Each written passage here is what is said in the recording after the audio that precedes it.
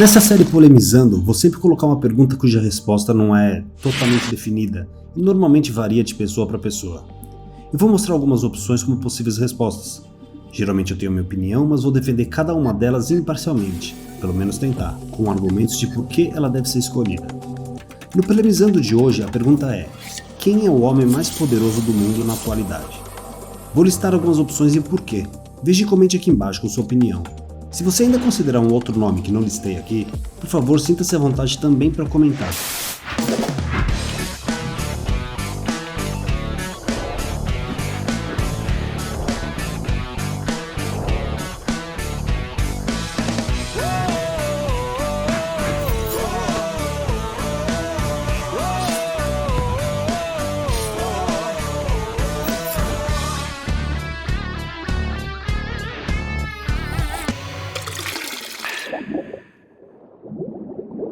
A primeira opção é clássica, imagino que você já esperava: o presidente dos Estados Unidos, Joe Biden.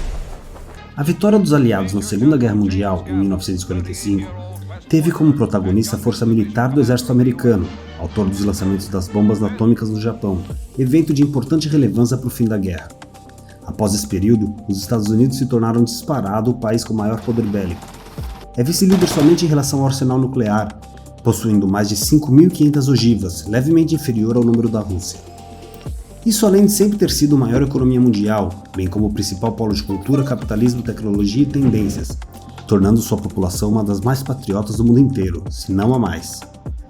O líder desse robusto conjunto realmente sempre teve um poder praticamente imbatível, mas nos dias atuais, outras forças ameaçadoras a essa soberania têm aparecido também.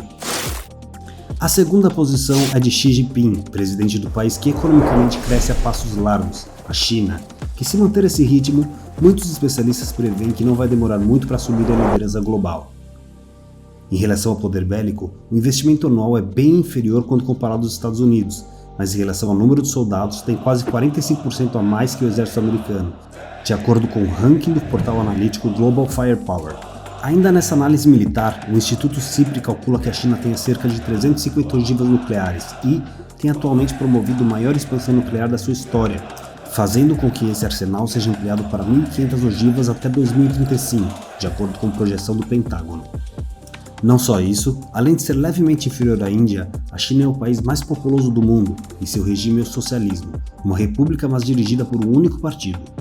Com maior controle do Estado, decisões são bem menos burocráticas que regimes democratas, dando ao presidente muito mais liberdade para agir, sem eventuais entraves de congressos ou população. A terceira opção é de Vladimir Putin, presidente da Rússia. Na questão militar, é considerado pelo Global Firepower detentor do segundo maior exército do mundo. Apesar dos dados estruturais e de investimento serem inferiores aos dos Estados Unidos, a Rússia possui um número superior de forças da frota marinha, quase 20% a mais que o americano. É também um dos poucos países independentes na produção de seus equipamentos militares, tendo o maior número de tanques e projetores de foguete entre todos os exércitos do mundo. Ainda nesse critério, analisando o poder nuclear, é também o país com maior poderio nuclear global, possuindo quase 6.000 ogivas. Aliás, só a Rússia e os Estados Unidos juntos totalizam 90% das armas nucleares do mundo.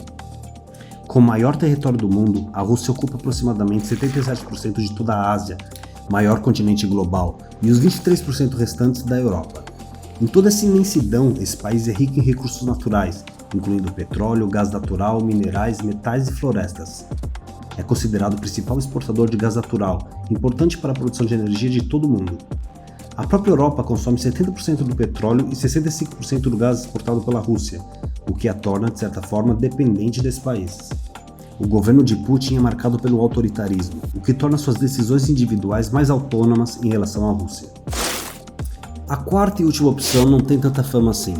É Mohammed bin Salman, príncipe herdeiro da Arábia Saudita. Ele é o atual comandante efetivo do país, já que seu pai, de 86 anos, tem a saúde debilitada. Mas afinal, por que ele é uma das opções? Bom, para começar, com apenas 37 anos de idade, o príncipe tem uma fortuna pessoal de quase 100 bilhões de reais.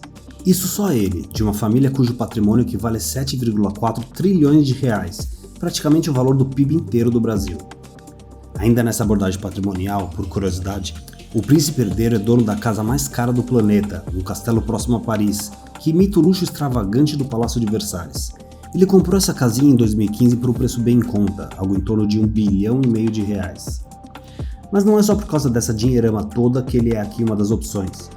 Apesar da tendência global do uso de combustíveis renováveis, os resultados obtidos até hoje não são assim tão relevantes, ou seja, o mundo ainda depende do petróleo.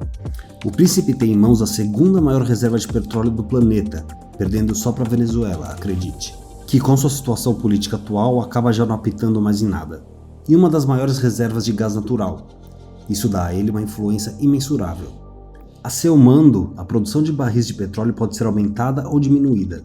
Com isso, impacta o preço internacional e afeta as maiores economias, como a dos Estados Unidos e da União Europeia. Esse monopólio nas mãos de um único homem causa calafrios, por exemplo, até mesmo na Casa Branca. Ou seja, podemos dizer que o protagonismo de uma só pessoa sobre um recurso de qual o mundo todo depende te dá um certo poder. Aliás, a título de curiosidade, a maior empresa do mundo não é algo como a Apple ou a Amazon, como você deve imaginar, mas a Saudi Aramco, estatal saudita que só no ano passado já lucrou 303,30 bilhões de dólares e é a maior companhia de petróleo do mundo. Enfim, essas são as opções que eu trouxe aqui.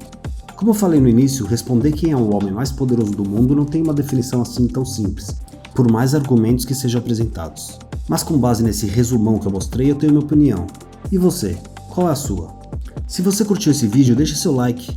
Se você tem uma opinião, deixe também seu like e conta pra gente nos comentários qual é. Se você tem uma outra opinião além das que eu mostrei aqui, deixe um comentário dizendo qual é. Obrigado por assistir até aqui, fique com Deus e